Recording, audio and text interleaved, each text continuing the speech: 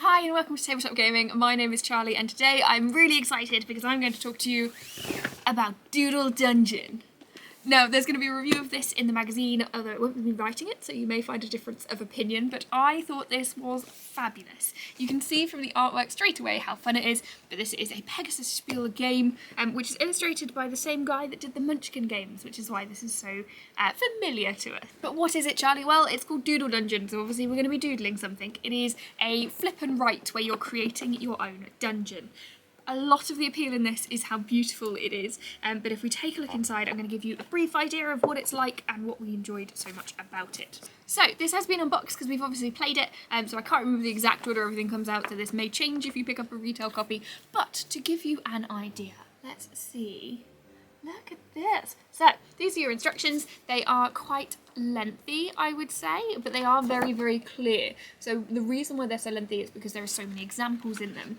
Realistically, you can learn how to play it in maybe about 5 minutes. It's sort of the extra bits where you go, oh, why is this? Or what does this bit do? That this then gives you the answer to. Add to that, you've got in your incredible drawings. I love these so much. I think these are great. And then just little witty comments as well. So you have a drawing school at the end. Don't panic if you can't draw. I'm going to come back to that.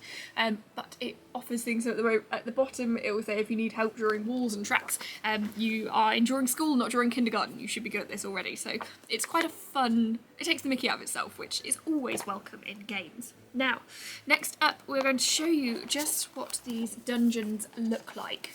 So, you're going to be creating your own dungeon for the hero to try and escape, but obviously you want to keep everything as is. You want to stop the hero, you want to keep your monsters in place and alive, you want to keep traps in there, you want to be able to hide your treasure, and all of that is possible on this grid. Now, as with any roll and write, there are a ton of different conditions. So as you fill these in, you're also going to tick certain things off based on what you collect on the cards, and those are going to either give you bonuses or extra points at the end, and it's the accumulation of different ones that really helps.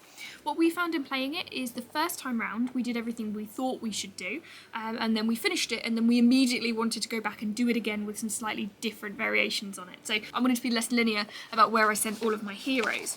Now there's a chance actually that may be in here too.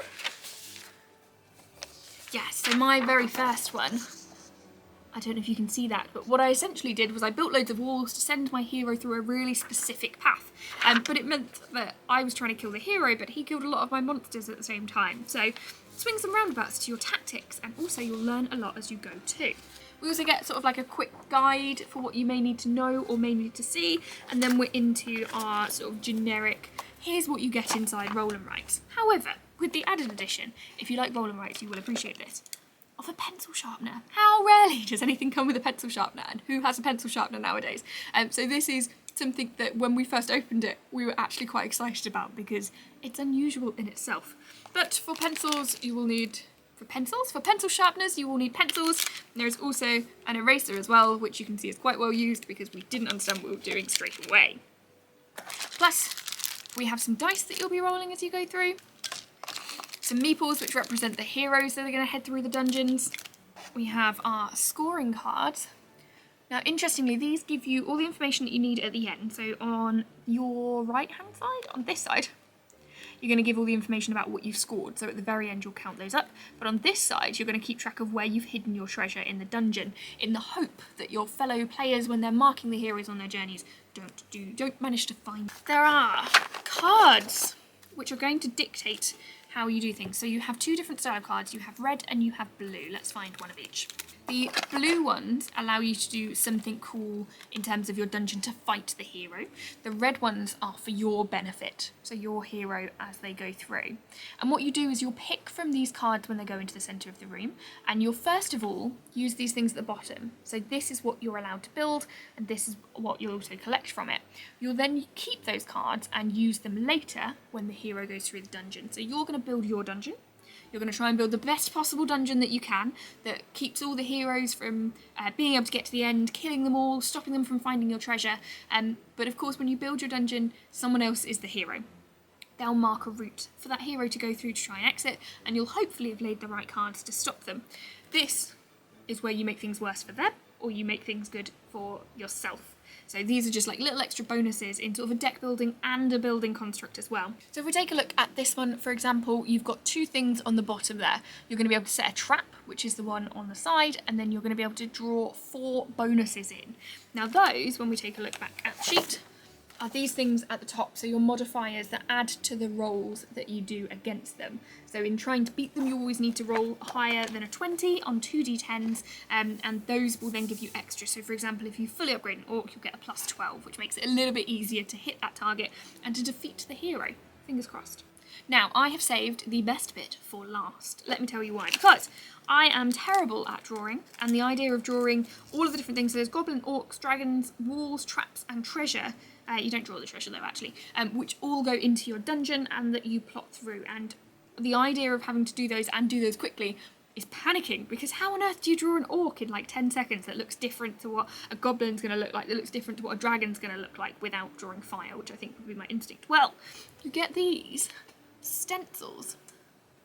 Now, I appreciate they're pretty tricky to see there, but they are going to be your way of drawing everything really, really easily. Everyone gets one of these, and everyone is able to then draw in their little creature, their little trap onto the board. And even in a rush, it still looks discernible. Like, you can still tell what it is, which is really great.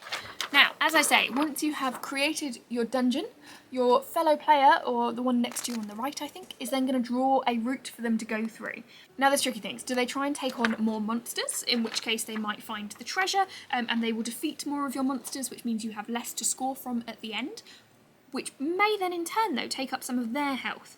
Now, their remaining health comes off of your score, so it's another thing to consider of the person playing, because they want you to lose. You, however, want your dungeon to defeat everybody and to keep as many as you can, and you do that again through those upgrades at the top. As with all roll and write, you're layering things on. So not only are you building a dungeon, you're also trying to create your modifiers, improve your modifiers, you're also trying to make sure that the route that your hero takes is a certain way that you want it to be. You also want to hide your treasure, you'll get points for that. There's so much to it in what is a really actually neat and tidy little game that you can pick up surprisingly quickly. With, of course, the incredible artwork. I know I keep mentioning it, but it is so engaging, it's really cute and it's really fun, and it helps the vibe of the game itself when you're trying to learn it too. It makes it more sort of friendly to the eye and less intimidating, especially given how much there is that you have to learn and you have to understand to then go through. Because not only is it a roll and write, it's also a deck builder because you're going to collect your cards. It's also highly strategic and you're also rolling dice. There is something for everyone in here, and I really enjoyed it. It's something, I wouldn't say it's a must play in terms of our rating, so we rate things from no, maybe, yes, and must play when we're asked to play it or not. In this case, I would say this is a yes game, personally. I really enjoyed it. I would certainly take it out when we're allowed out. I would certainly take it out to friends and say, this is a great game, let's get playing. And I can certainly feel the competition that comes from this because it was a very close-fought game and we really enjoyed it. So I would recommend. As before, this is a Pegasus Spiel game by Ulrich Blum and illustrated by John Kovalik, which I've probably said wrong, I apologise. But it's one that I would recommend picking up if you see it available. It's a great fun little game and should be good fun to play. Let me know in the comments if you have played this before, if you like this style of game, if it's something you're considering picking up, and thank you so much for watching. You can find more from us at tabletopgaming.co.uk. You can see the alternative review, I say alternative just because it's written by somebody else, in probably the magazine after this, so around 56, and you can pick that up on our website at tabletopgaming.co.uk. Once again, thanks so much for joining me. I hope you've enjoyed this video and I hope you have a great day. Thanks, bye!